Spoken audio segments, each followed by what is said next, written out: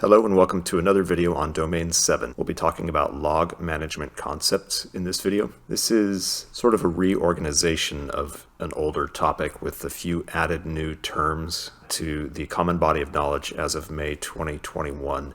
So let's jump right in and take a look at some of the new topics you'll need to know. So the topic starts by introducing two frameworks, NIST 800-92 and ISO 27001 Annex A, Section A 12.4, both of which talk about log management. ISC² pulled out 4 practices from these frameworks that they consider to be critical when it comes to logging. And these 4 practices are: first, prioritize, and there's basically a need to prioritize log management throughout the organization. Your requirements and goals need to be defined, including which laws apply, which regulations apply, and what policies are already in place for log management. The second practice is to establish policies and procedures for log management. Basically, this ensures a consistent approach and that laws and regulatory requirements are being met. As with all policies and procedures, random audits, testing, and validation should be conducted to confirm that the standards and guidelines are being followed. Third, a log management infrastructure needs to be created. So what's a log management infrastructure? An infrastructure is a system or a combination of systems and processes to make sure that logs are captured and that they're stored with sufficient capacity and that they're protected from accidental or intentional modification and that they're prevented from unauthorized access and that they have adequate peak processing capabilities. SIEM solutions are typically used to help with this effort. The fourth is support. So support needs to be provided for all staff with log management duties. And that includes training them, providing them with tools and tool documentation, providing them with technical guidance, and distributing information to log management staff. Next, we have some examples of events that should be captured in the logs. Remember that an event is simply an action that causes a measurable system change. So here we have user interaction, such as logging into the device or badge readers and keypad access attempts. We have connection to a system. We have shutdown or power on boot sequence. We have actions on data, such as transferring or viewing. We have modifications to data. We have logouts, disconnects, and any change in the CPU fan speed. We have events which can be further classified into precursors or indicators. So precursors, this is a new concept. These are signals from events that suggest a possible change of conditions.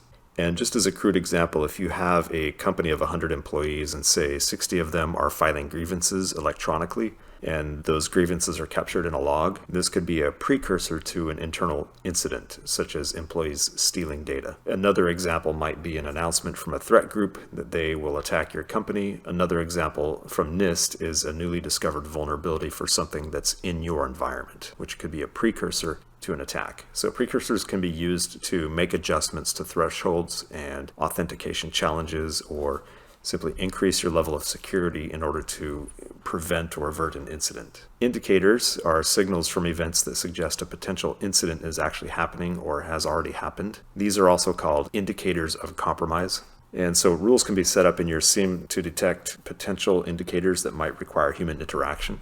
Another crude example might be an alert that says you have a single IP address logging into multiple user accounts not tied to the same person. That could indicate you have some stolen passwords or that potential breach is happening or an incident is happening. There are a few other terms you'll need to be aware of. This module talks about something called a keep alive message that could be an indicator of compromise depending on your signal rules or alarm configurations. This is not something that I'm particularly familiar with, and there wasn't a whole lot of information in ISC²'s materials, so I'll just leave it here for those of you who have more of a Domain 4 expertise. The other term is log normalization, which basically refers to the process of taking raw logs in different formats, ingesting them into the SIEM, and then churning out reports or turning those logs into more understandable logs. Think of it as a way to translate the logs into something readable.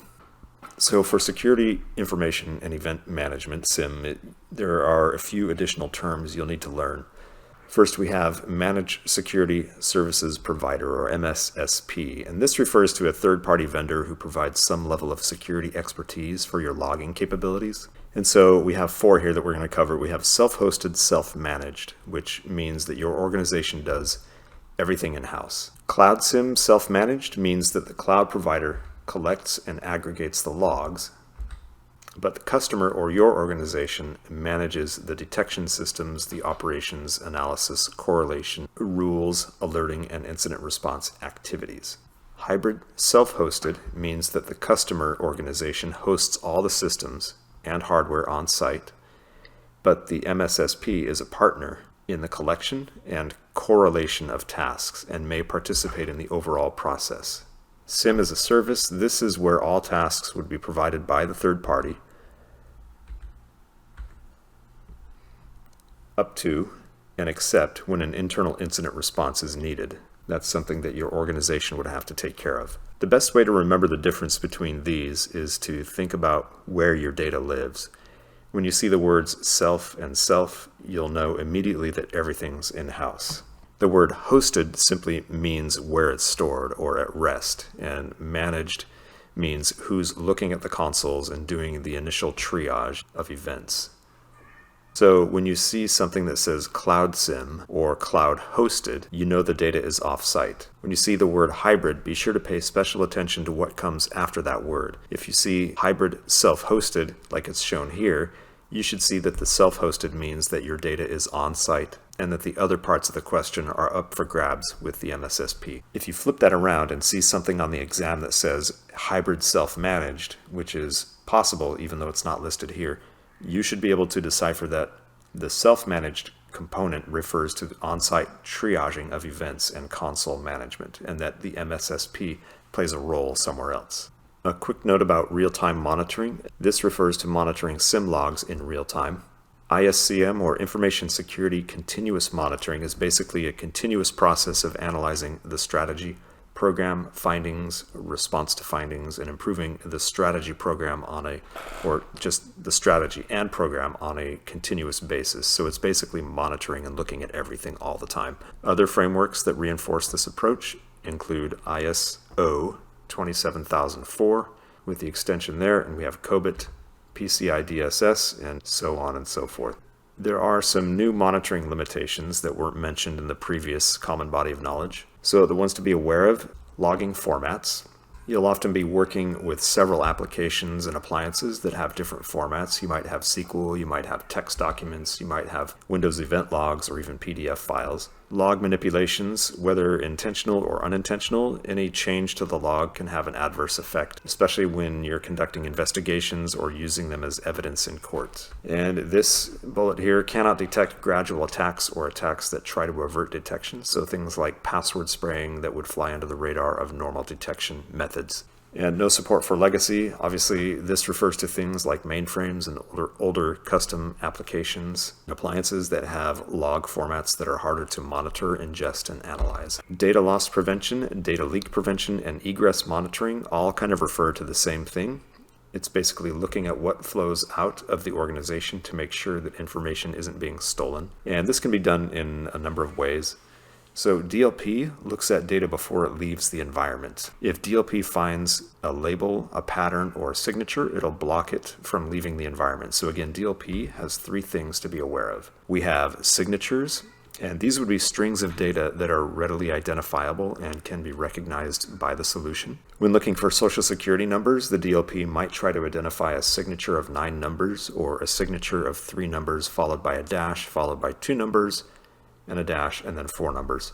Next we have pattern matching, and this on the other hand looks at a broader condition of the strings rather than just the strings. So an example might be 2-word patterns where each of the words starts with one uppercase character and the rest are lowercase, which indicates that names are being sent out. So patterns would be much more broad in their approach and even possibly borderlining with complex and multiple signatures. So to simplify, signatures can be within patterns, but patterns can't be within signatures, because from what I can tell, signatures are the simplest form of a string detection. And then we have labeling, and this is where the solution looks for specific data labels to indicate a data classification, such as proprietary or copyrighted or confidential. You might have PHI or PII as a meta tag or a full-on label on the file. Data discovery, classification, and categorization is critical to having a successful DLP strategy in place. Okay, so it also talks about for the DLP to be deployed properly, it needs to examine data in all three states. So we have data at rest, which would place the DLP agents in data storage locations, both physical and logical, such as database and archives. Data in motion would be DLP software that inspects outbound communications traffic, and data in use would be the DLP agents installed on endpoint devices. So what types of actions do we need to monitor with a DLP? We have to monitor email, content and attachments, and we have to monitor the transfer of data to portable media such as flash drives, things like file transfer protocol, posting to websites, web pages, and also application programming interface or APIs. This module also talks about enforcement strategies. Okay, training, which is where after it's detected, then somebody takes the user aside and says, hey, just want to remind you, don't do this again. We detected it in our systems. Attribution is where a little reminder would come up before they, or as they hit the send button maybe, and it would say, hey, do you really want to do this? You need to confirm. And the user would confirm and say, yes, go ahead and send. Stringency or prevention, which is upon detection, the DLP stops the transaction, locks the user's account, and an alert is sent out. It's the stricter version of that. And I apologize I didn't put these in the slides. Somehow I missed these three little bullets. But there wasn't a whole lot of information on that in the common body of knowledge. So this UEBA you've probably heard of. It's User and Entity Behavior Analytics. So we have use cases, analytics, and data. So a use case is a benchmark for behavior. For example, use case 1, let's say, might state that an account can only log in from one single IP address at a time. Analytics will compare the behavior for each user against the benchmark by collecting data about each user's activity. So I put a little cat here because I don't know, every time I do one of these videos, I don't know if you can hear it, but there's a cat in the background yowling. Analytics will send alerts to management according to how the solution is configured. And data is simply the data gathered from each user and what they're doing.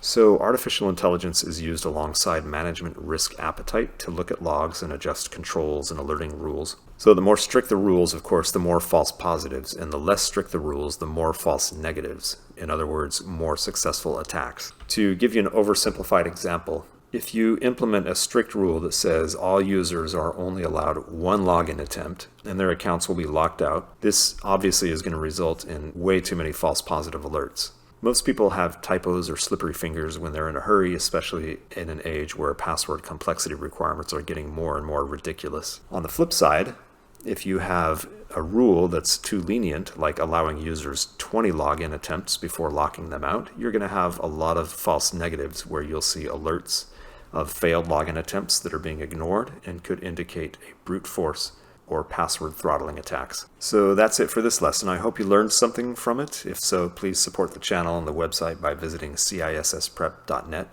where we have more than 1,500 practice questions to help you prepare for this exam and to help you get certified. Take care and have a great day.